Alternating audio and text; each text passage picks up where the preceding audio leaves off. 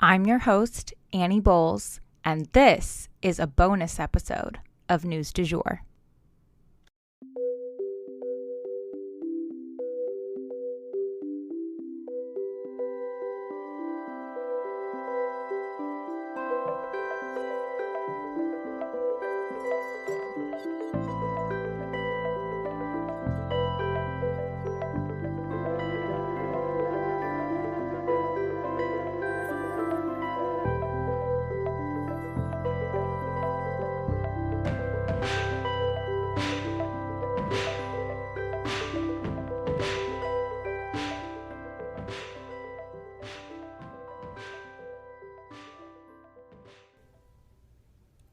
Hey everyone, and welcome back to a special bonus episode of the News du Jour.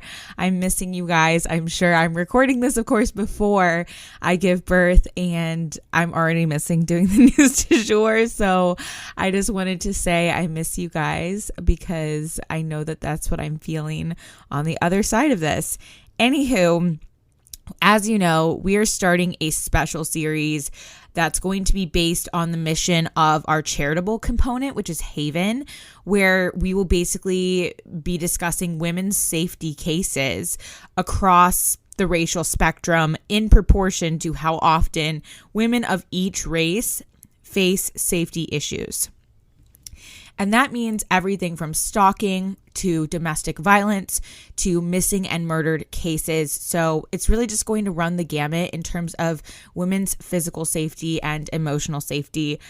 I also want to make it clear that these numbers can be very difficult to process, as these cases are just chronically underreported, and even if they are reported, they often don't make it into official databases for a variety of reasons. So we're doing our best to work off of the numbers available, although we can't deny it's kind of murky. So again, doing our best. And if you guys have good sources for numbers and statistics about women's safety, I am always wanting to dive into that, and I know my assistant Olivia is great at helping crunch those numbers and look for good sources, so pass those along to us. All of our contact info is, of course, in the show notes. But according to the YWCA, out of 100 rape cases, only 12 of those will lead to arrests. Only 9 people are then prosecuted, and only 5 lead to a felony conviction. 5 out of every 100. And these are just the cases that we know about. And the statistics are far worse when race becomes a factor. Every 1 in 3 girls is a victim of physical, verbal, or emotional abuse in the United States. 1 in 4 women will experience domestic violence, and more than 3 women are murdered by their partners every day in the United States. 3 women murdered by their romantic partners in the United States. But like I said, these numbers do go up based on your ethnicity, and all of these different kind of abuse effects they affect women's ability to show up for work, to focus at work, to be there for their friends and their children and their families, and to operate normally as a human being. But before we launch into our first MMIW case, I thought it was super important that we slow down and have an episode just to answer the questions: what is the MMIW movement, in case you've never heard of it? What makes the MMIW movement different? Why is it its own separate thing? And should it be? Well, first off, yes, it absolutely should be. And secondly, what makes it different really comes down to the law. If you listen to our bonus episode on McGirt, then you'll already be familiar with a lot of these sort of principles. And I think that would be a valuable listen after this episode if you're curious and want to learn more. You know, they really go hand in hand. But there are a number of laws in place that have been here for centuries, some for decades, that make it much easier to get away with violence against Indigenous women versus women of any other race. And the fact that these laws protect criminals puts Indigenous women much more at risk. According to Nonviolence International New York, over 5,500 Indigenous women and girls are missing and murdered here in the US and Canada each year. 5,500 missing and murdered. More than 84% of Indigenous women will experience violence in their lifetime. 84%. And these numbers are grossly disproportionate to that of their white female counterparts. And cases where the victim is a woman of color tend, in general, to get much less media coverage and therefore get solved a lot less. However, like we mentioned, there are actual laws in place that help perpetuate violence against Indigenous women specifically. So I just want to walk through those laws and what exactly they are, what exactly they mean, and the effects that they have on the Indigenous community. So let's go ahead and dive in. First off, we have to understand the double-edged sword of being quote-unquote sovereign. So Native nations are not actually sovereign from a practical standpoint. The U.S. government wanted them to feel like they were back in the day, so they were given that title, along with it rights to govern themselves and make their own laws for their own people. But at the end of the day, members of each sovereign nation are still bound by federal law. So when a crime is committed on Native land, it gets a little murky as to what governing body is really responsible for the case. And there's a lot of conflict surrounding those technicalities. Our criminal justice system is inadequate to begin with. We could go long on that, couldn't we? But to imagine adding this layer of complication, understanding that the nations are both sovereign and bound by federal law is important groundwork for understanding this issue of MMIW overall. Next up, the Major Crimes Act of 1885 stated that all violent crimes committed on tribal lands were to be prosecuted by the federal government. So this mandate also becomes very murky when factoring in the whole McGirt decision. And if you guys don't know about that, again, we have a whole episode on that topic alone. But basically, it references a different treaty, which says that tribal land is tribal land and that natives can only be tried in native courts. And it went all the way up to the Supreme Court, and they ruled in favor of the native man, and thus further confused this very gray area of the law, because now it seems like these two laws are really in conflict with one another, and yet they both still exist. So it's really difficult to know, where that line is.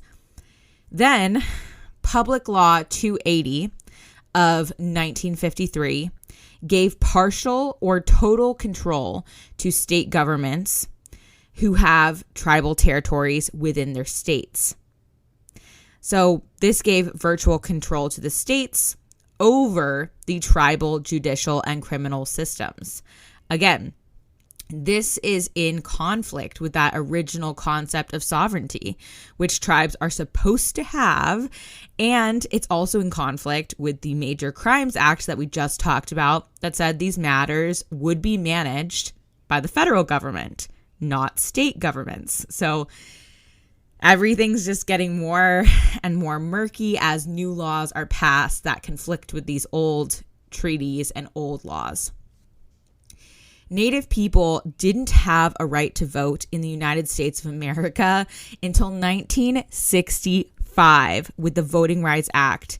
And even then, it took a number of years past that to get a few more protections in place to really legally lock things in and ensure that Native peoples could vote. And I think that is so important that we understand that context, because think about taxation without representation, y'all. Think about how crazy it is that these people were bound by the laws of the federal government that whole time, leading up to getting the right to vote as per the Major Crimes Act of 1885. Again, so they were bound by federal law as of 1885, but they couldn't vote until like the 70s. So that's about 200 years of being bound by laws that they had no voice in making, managing, or changing.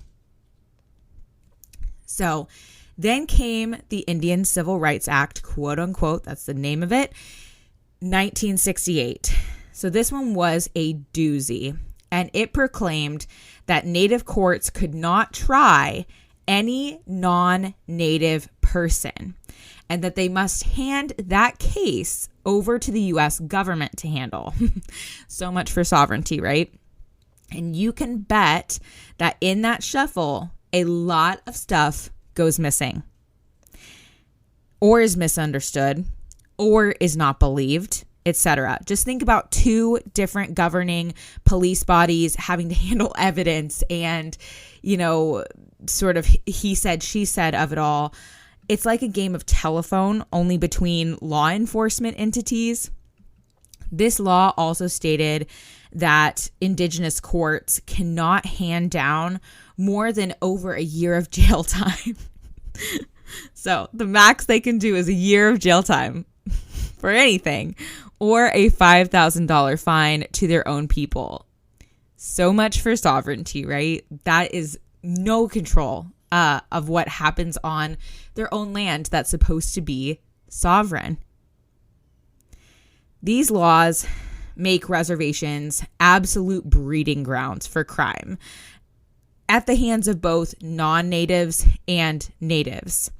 Criminals know these laws, you guys. They understand that there's all these overlapping jurisdictions, and they understand that things are going to get murky, evidence is going to get lost, and their chances of a lower sentence are much the chances are much higher that they will get a lower sentence if they're committing a crime on a reservation.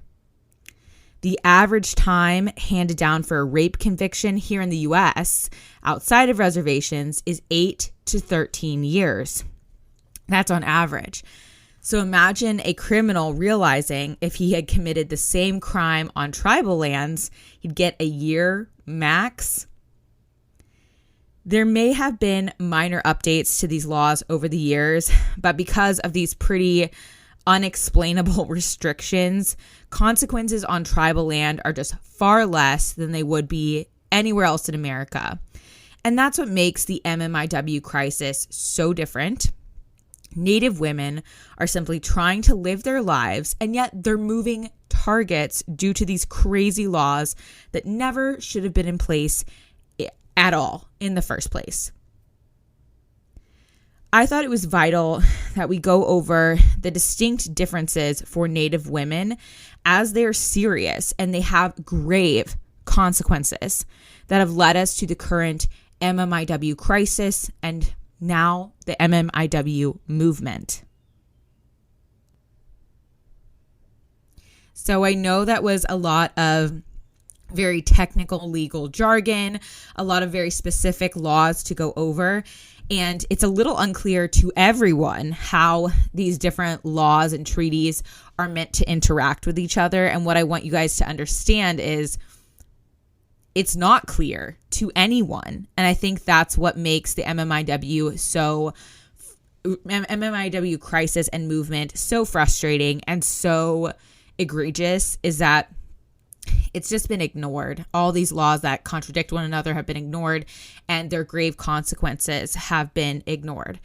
Now, we won't just be covering cases involving missing and murdered Indigenous women or just Indigenous women in the series, but the context is really important to understanding the difference in these cases when something happens to an Indigenous woman versus a white woman versus a Black woman versus a Hispanic woman. There's just a different set of laws that apply to Native and Indigenous women that allow for criminals to really slip through the cracks at much higher rates. And there are grandmothers and children involved in this as well. It really runs the gamut of age when it comes to the MMIW crisis. Additionally, it is largely Native women who are leading this movement to locate their missing sisters and attempt against the odds to get genuine justice for their friends and family members. And it is about time that women of all races, not to mention men too, get up and get involved in this fight for simple safety.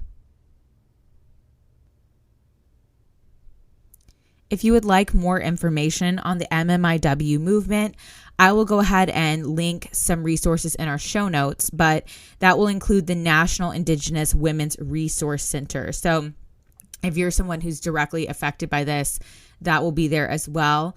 I highly recommend listening to the McGirt episode, as it kind of underscores some of the loopholes in the law that still exist and how these laws just simply don't make sense as they overlap and contradict one another.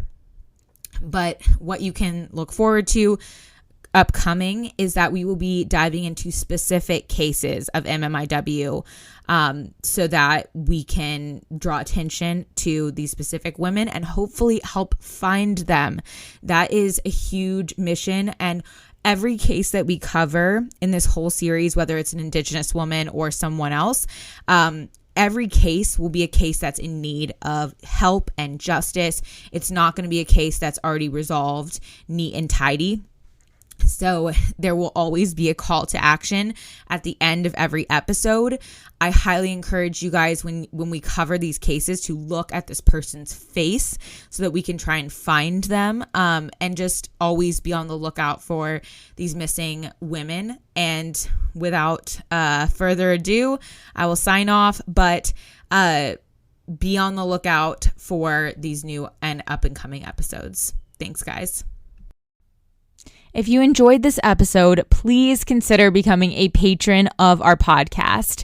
For $7.99 a month, you can unlock tons of perks like breaking news text messages so that you're never out of the loop. Tons of bonus episodes are already up there ready for you to binge, and a discussion board full of networking opportunities and much more. Go to www.patreon.com/sugarfree media today to become a patron. This is the best way to support our show. Our patrons make News du Jour possible.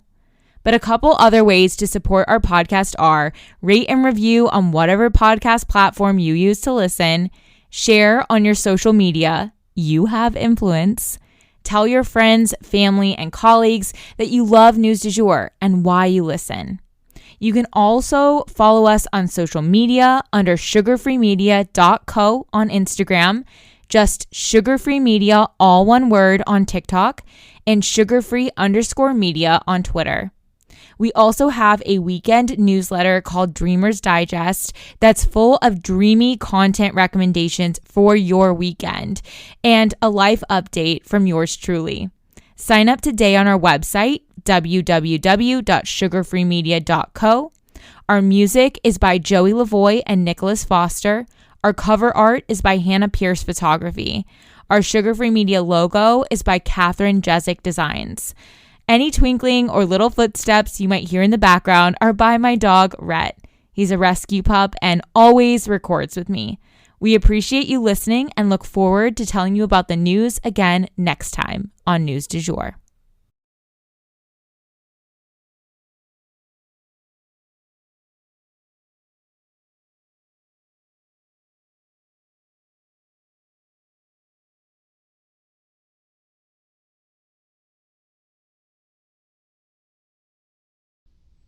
Broadcasting from Oklahoma.